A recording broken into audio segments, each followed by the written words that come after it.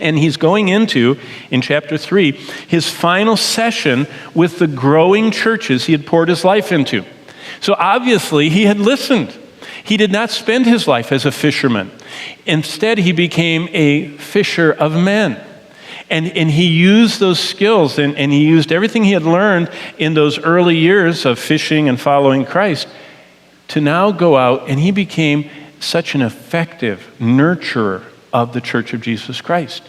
And he's writing back to the churches that he had been a part of their lives. And they were growing, but now they were scattered. And the specific ones that he was ministering to were in the heart of the Roman Empire. Now, and so these people that were living in the heart of the Roman Empire were facing both fiery trials, we covered that last time, literally fiery trials, and alluring enticements. Now think about, I joke and I talk about, how, people spend 2-3 hours watching sports. How would you like to go to the Olympics if they didn't wear any clothes at all? That's how they did it in Rome. They wore nothing. And that was an alluring enticement. And it wasn't just the sports, the materialism, the theaters. Do you think they built those theaters just for tourists 2,000 years ago, 2,000 years later to go to? Those people were into entertainment. They were into all types of cultural things. And these people were torn between the fiery trials that they were facing and the glittering allurements. They were torn between being loyal to Christ and facing painful persecutions, or just floating along with the Roman world and its endless pursuits of pleasures and possessions. That was what was tearing them. You say, well, can't you have both? Well, remember, the best way to understand the Bible, and we'll see this on Sunday night, the first canon of textual interpretation is, what did it mean to the people that first received it? It doesn't matter what it means to me. What did God mean when he wrote them? Well, the people that got this book believed that Jesus Christ called them to have their citizenship in heaven and that they were supposed to live godly, righteous lives. So do you know why Nero began to kill Christians? Do you know what he put? Rome was very legal, very following jurisprudence. They followed legal practices. If the emperor was going to kill someone, he had to file a charge against them to burn them at the stake, like we talked about last time. What charge did he file against them? The first charge we find on the law books of the Roman Empire against biblical Christians is they were haters of humanity. That's what they were called. That's what the Roman government said.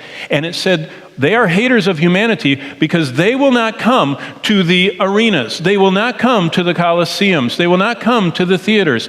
They have withdrawn from the festivals that the Roman Empire had, with all the false worship of false gods, with all the decadence, with all the nudity, with all the violence, with all the gratuitous bloodshed.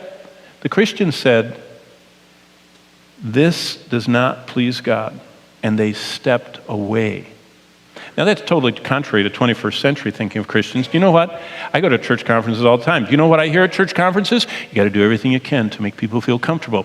We don't want any unbeliever. That's called a seeker-friendly church, and we got to have a church where they do not feel out of place and they feel comfortable and at home, and don't you say anything, they'll jar them.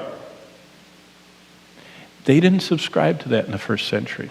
In fact, believers didn't feel unbelievers would ever even want to come to their services because they were so not of this world. And so there they were, torn with facing the persecution of following Christ or just floating along with the world. And Peter's congregation in Central Asia, Roman province of Asia, Turkey today, sounds eerily like 21st century Christianity. It's, are you floating or are you fighting against the flesh? Are you floating along with the world and with the allurements and with the attractions and with the materialism and with the whole culture, or are you fighting against your flesh and saying that doesn't please God and I can't go any longer that direction? We either stop floating along with the crowd that lives for the weekend sports, that lives for the weekend parties, that lives for the weekend fun, and begin to live every day as sacred for Christ and suffer. That's one choice. Or we just float along with the world as believers and enjoy as much as we can the best of both worlds. That's where a lot of Christians are today. And what they haven't read is Matthew 6:24.